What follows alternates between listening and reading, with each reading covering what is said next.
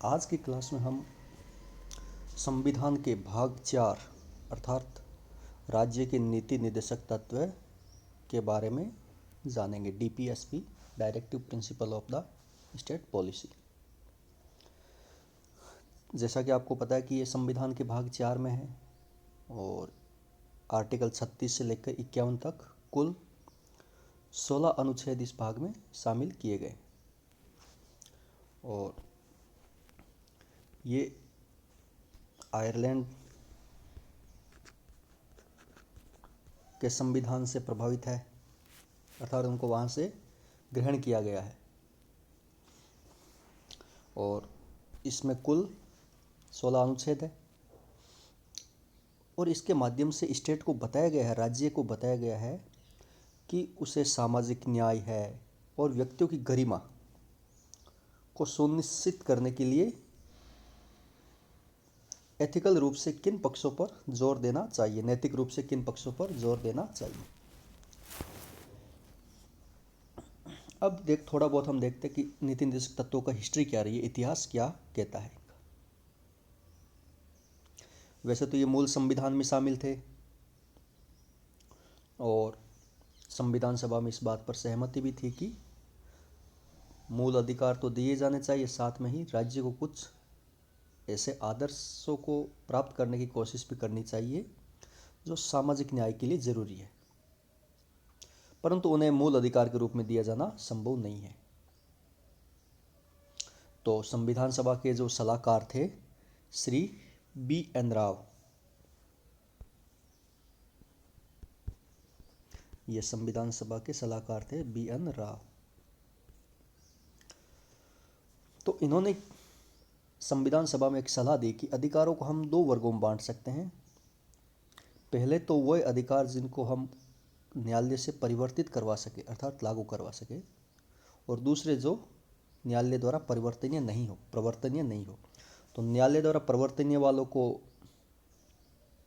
मूल अधिकार और अपरिवर्तनीय वालों को नीति निर्देशक तत्व के रूप में संविधान में शामिल किया गया। तो जैसा कि मैंने बताया कि इसमें टोटल 16 अनुच्छेद शामिल किए गए थे, परंतु समय समय पर इनमें संशोधन करके कुछ और आर्टिकल भी जोड़े गए थे, जिसमें कि सबसे पहले आर्टिकल 42वें संविधान संशोधन जो 1976 में हुआ था, उसमें अनुच्छेद 39A, 43A और 48A को संविधान में जोड़ा गया था। 3 आर्टिकल जोड़े गए थे, 39 कै, 43 कै और 48 कै।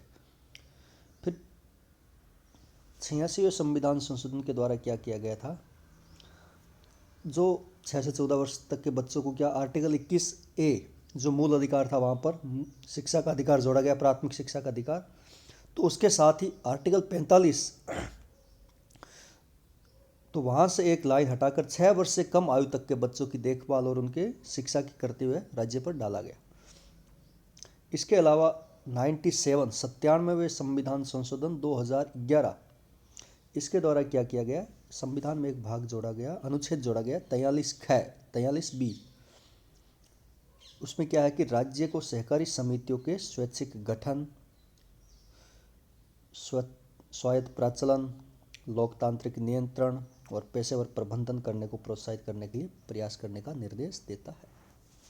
तो ये बाद में जोड़े गए मूल अधिकार थे, टोटल 4 जोड़े गए बाद में, और 2 की थोड़ी भाषा चेंज की गई, 38 की और 45 की। तो अब संविधान में हम देखते हैं कि कौन कौन से मूल अधिकार, वैसे ही आप देख लेना अलग से, इनको मैं नॉर्मली बता देता हूँ। पहला बात तो है ये कि आर्टिकल 36 है, इसमें स्टेट की परिभाषा दी गई है नीति निर्देशक तत्वों के संबंध में कि नीति निर्देशक तत्वों को लागू करने की जिम्मेदारी किन किन की होगी, किन किन अथॉरिटी की होगी, तो वो राज्य की परिभाषा दी गई है।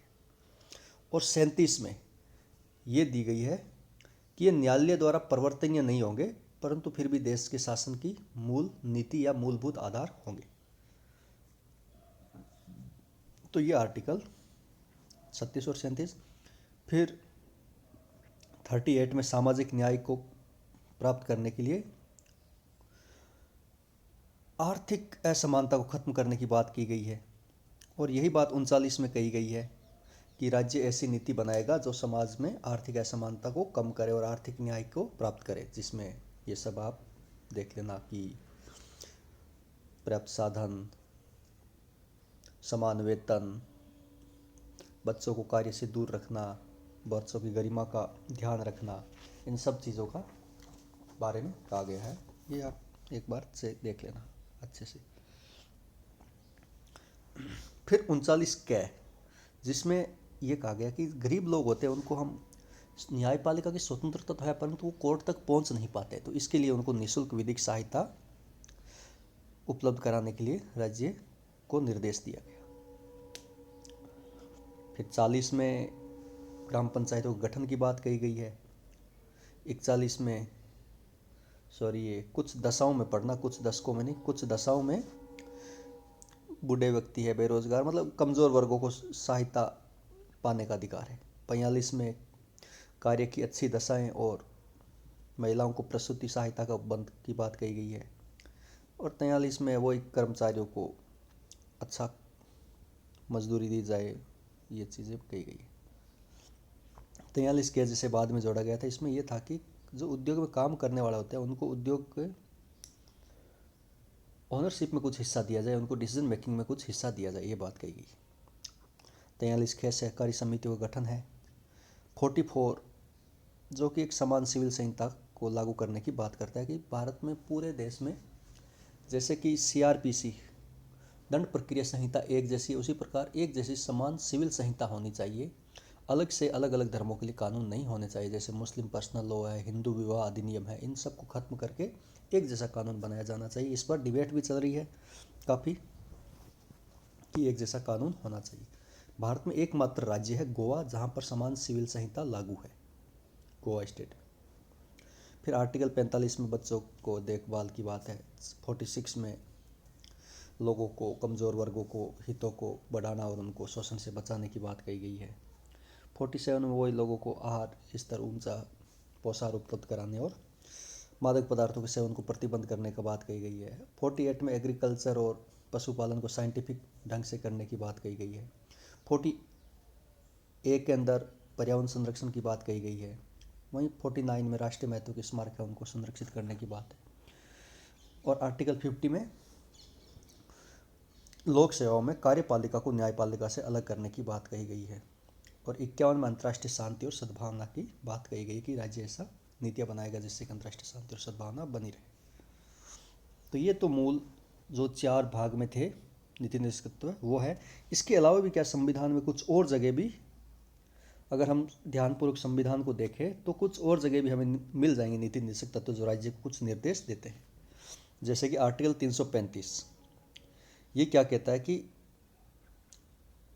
सरकार, चाहे वो संघ की हो या राज्य की हो, वो अपना जो वर्किंग करेगी, कार्य करेगी, तो उसमें जो आरक्षण के दावे हैं लोगों को, उसके साथ साथ प्रशासन की दक्षता का भी ध्यान रखेगी। रिजर्वेशन के साथ साथ ऐसा हो कि एफिशिएंसी ऑफ एडमिनिस्ट्रेशन भी बनी रहे, दोनों चीज़ों को साथ लेके चलेगी। उसी प्रकार आर्टिकल 350A जिसमें कहा गया है कि जो भाषाई अल्पसंख्यक होते हैं उनको उनकी भाषा में शिक्षा देने के लिए अल्पसंख्यक बच्चों को मातृभाषा में सुविधा देने की राज्य व्यवस्था करेगा।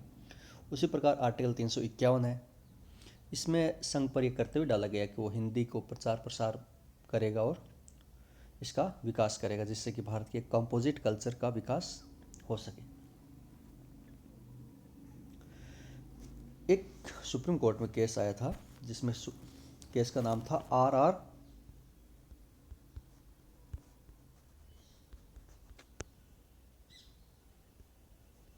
दलवी बनाम तमिलनाडु राज्य।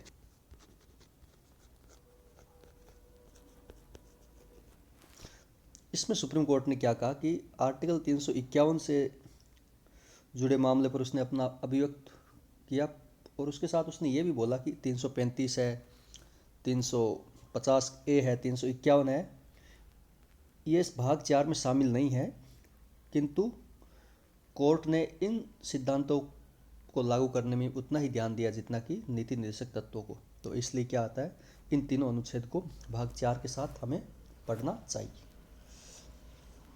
तो ये नीति निर्देशक तत्व है, इसको आप अच्छे से याद कर लेना। एक एक अनुच्छेद पूछा जाता है एग्जाम में आपको। अब हम देखते हैं कि नीति निर्देशक तत्वों का क्रियान्वयन किस प्रकार किया है सरकार ने अब तक। इनकी कोशिश तो सब सरकार करती है लागू करने की, और इसके लिए आवश्यक कानून भी बनाते हैं,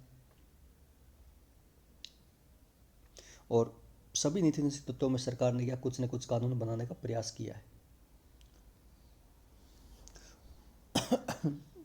तो उसमें से कुछ प्रयास उनको लागू करने के लिए किया। तो सबसे पहले हम देखते हैं कि आर्टिकल 39B है, उसमें क्या राज्य को प्रेरणा देता है कि वे जो समुदाय है, कम्युनिटी के भौतिक संसाधन हैं, उनका स्वामित्व और नियंत्रण के लिए ऐसी व्यवस्था बनाएगा कि जो सामूहिक हित में हो, अर्थात असमानता कम हो।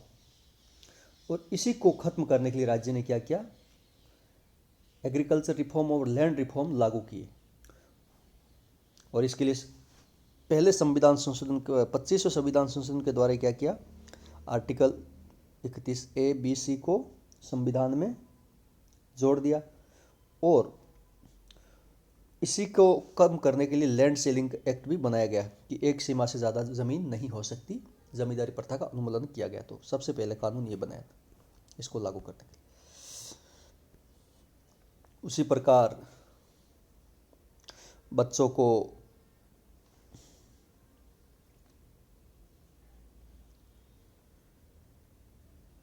ये बीच में बच्चों का शोषण नहीं है, ये आप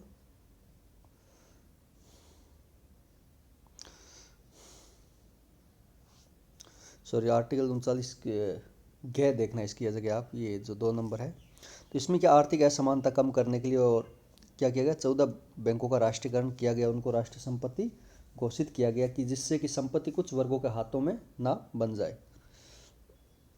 इसी प्रकार आर्टिकल 39 में समान कार्य के लिए समान वेतन का भी कानून बनाया।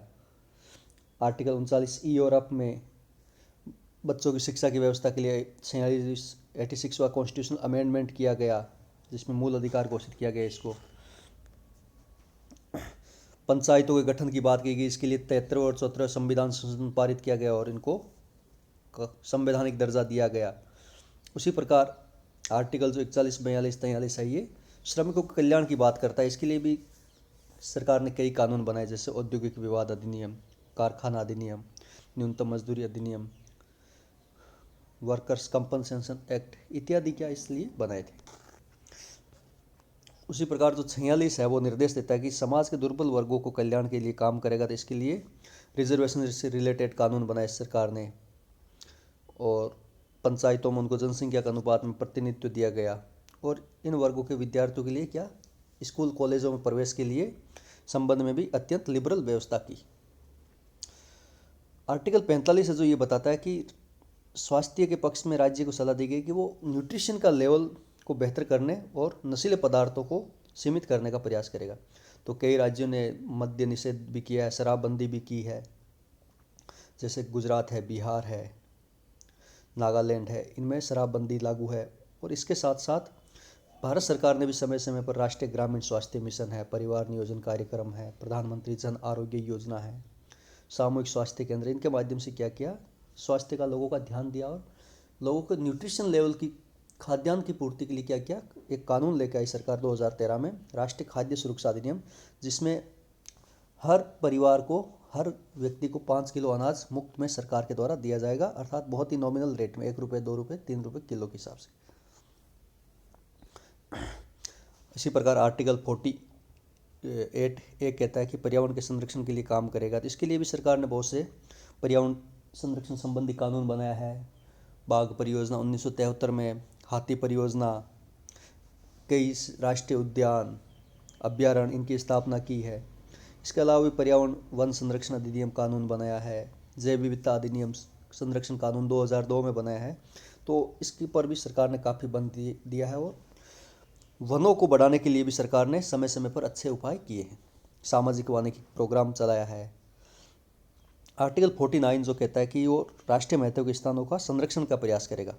तो इसके लिए भी सरकार ने भारतीय पुरातात्विक संरक्षण विभाग की स्थापना की है, और वो लोगों में जागरूकता फैलाकर और अपने विस्तार तंत्र के माध्यम से इनका संरक्षण करता है। अडप्ट टू धरोहर भी कार्यक्रम सरकार ने चलाया है, धरोहर को गोद लेना।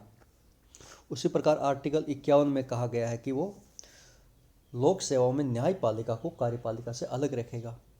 तो इसमें क्या किया गया, सरकार ने दंड प्रक्रिया संहिता 1973 को अधिनियमित करके इस संबंध में एक बड़ा कानून बनाया। पहले जिला कलेक्टर के पास ही दंडिक शक्तियाँ होती थी, अब वो डिस्ट्रिक्ट मजिस्ट्रेट अलग से नियुक्त किया गया जाता है, सेशन जज, उसको ये शक्तियाँ दी गई। तो कार्यपालिका को न्यायपालिका से अलग करने का कदम उठाया। इसी प्रकार अनुच्छेद 51 है जो राज्य को सलाह देता है कि वो अंतर्राष्ट्रीय शांति और सुरक्षा को बढ़ाने के लिए प्रयास करेगा। तो इस पर भी सरकार ने काफ़ी ध्यान दिया। आज़ाद होने के तुरंत बाद ही गुटनिरपेक्षता की नीति को अपनाना, पंचशील का सिद्धांत जो अंतर्राष्ट्रीय शांति के लिए का, परमाणु निशस्त्रीकरण के लिए वर्ल्ड को प्रेरित करना, और परमाणु परीक्षण के बाद भी नो फास्ट यूज की पॉलिसी अपनाना कि हम पहले यूज़ नहीं करेंगे परमाणु हथियार का यूज़। हम ऐसा नहीं कि किसी पर युद्ध होने पर हम पहली बार यूज़ कर लेंगे, नहीं, उसको हम हमारी रक्षा के लिए यूज़ करेंगे। अगर सामने वाला अटैक करता है तभी हम यूज़ करेंगे। और छोटे देशों को, पड़ोस के छोटे देशों को सहायता देने के लिए गुजरात डॉक्ट्रिन जैसी बहुत से कानून बनाए जिसके द्वारा अनुच्छेद 51 के प्रति सरकार की प्रतिबद्धता दिखाई देती है। तो इस प्रकार राज्य ने सामाजिक न्याय को प्राप्त करने के लिए और लोगों को जीवन स्तर को ऊंचा उठाने के लिए समय समय पर ऐसे कानून बनाए हैं। तो ये नीति निर्देशक तत्व थे। आप पर्टिकुलर नीति निर्देशक तत्वों को अलग से पढ़ लेना और हर एक नीति निर्देशक तत्व आपको याद होना चाहिए। तो आज की क्लास यहीं समाप्त करते हैं। Thank you.